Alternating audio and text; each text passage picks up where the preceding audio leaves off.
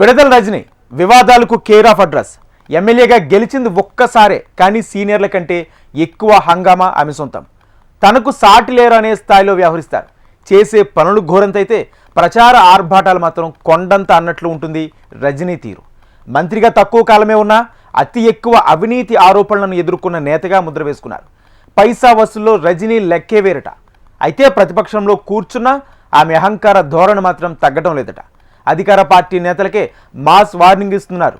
ఇంత జరుగుతున్నా టీడీపీ ఎందుకు కామ్గా ఉంటుందో, ఏంటి సైకిల్ నేతల అసమర్థత? అదేనా రజనీ అసలు ధైర్యం? వైసీపీ అధికారంలో ఉన్నప్పుడు ఆమె ఎంత చెప్తే అంత. పవర్ శాశ్వతమన్న ధోరణిలో నియోజకవర్గంలో ఆమె అనుచరులు చెలరేగిపోయారు. అధికారాన్ని అడ్డం పెట్టుకుని జోరుగా పైసా వసూళ్లకు పాల్పడ్డారనే ఆరోపణలు సైతం లేకపోలేదు. ప్రతి పనికి ప్రతి దందాకు ఓ రేటు అన్నట్టుగా డబ్బులు దండుకున్నారట. కట్ చేస్తే ఇప్పుడు అధికారం కోల్పోయి ప్రతిపక్షానికి పరిమితం కావడంతో ఒక్కొక్కటిగా ఆమె అవినీతి ఆగడాలు బయటపడుతున్నాయి. అక్రమ వసూళ్లకు పాల్పడ్డారనే ఆరోపణలు, కేసులతో ఉక్కిరిబిక్కిరవుతున్నారట. ఆమె చిలకలూరిపేట మాజీ ఎమ్మెల్యే విడుదల రజని. పవర్లో ఉన్నప్పుడు సోషల్ మీడియా వేదికగా తనకు తాను తెగ ప్రమోట్ చేసుకున్న రజనీపై ఇప్పుడు కేసులు నమోదవుతుండటంతో సమ్మర్ రాకముందే పల్నాడు జిల్లా చిలకలూరిపేట రాజకీయం వేడెక్కింది.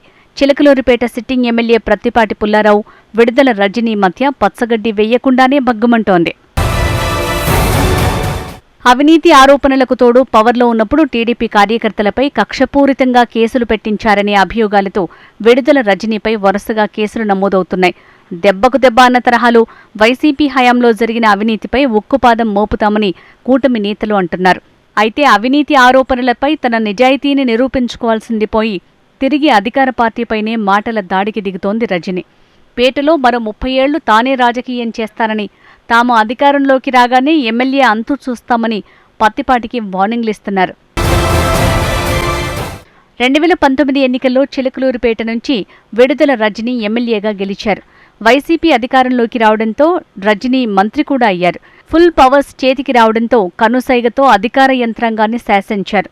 పైసా వసూలు లక్ష్యంగా పనిచేశారు. ఏ ఒక్కరినీ వదల్లేదు. టీడీపీ క్యాడర్ని టార్గెట్ చేశారు. మంత్రిగా ఉన్న సమయంలో రజనీ అక్రమాలు పదవి పోయిన తర్వాత ఒక్కొక్కటిగా బయటికి వచ్చాయి. ఫిర్యాదులు నమోదయ్యాయి. కోర్టులు విచారణకు ఆదేశించాయి. తాజాగా చిలకలూరిపేట ఐటీడీపీలోని ఓ నాయకుడు విడుదల రజనీపై కేసు నమోదు చేయాలని హైకోర్టుకు వెళ్లారు. గత ప్రభుత్వంలో విడుదల రజనీ తనపై అక్రమంగా కేసు పెట్టి అప్పటి సీఐ చేత తనను 5 రోజుల పాటు చిత్రహింసలకు గురి చేశారని ఆరోపించారు. తాను నిర్బంధంలో ఉన్న సమయంలో విడుదల రజనీ పిఏలు సైతం దుర్భాషలాడారని పిటిషన్ వేశారు. విచారణ చేపట్టిన హైకోర్టు రజనీతో పాటు పిఏలపైన కేసులు నమోదు చేయాలని ఆదేశించింది. హైకోర్టు ఆదేశాల నేపథ్యంలో విడుదల రజనీపై చిలకలూరిపేట పోలీసులు కేసు నమోదు చేశారు.